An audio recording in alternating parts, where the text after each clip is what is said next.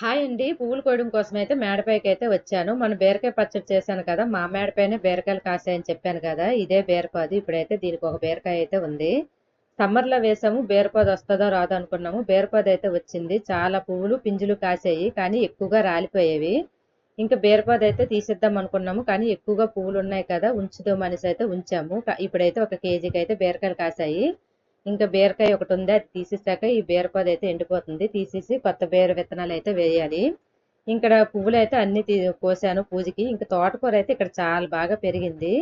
మొన్న మే నెలలో వర్షాలు పడ్డాయని చెప్పాను కదా, వారం రోజులు అప్పుడప్పుడు. ఆ వర్షాలకైతే మేము వేసిన తోటకూర విత్తనాలు అన్నీ అయితే మొక్కలు చాలా బాగా వచ్చాయి.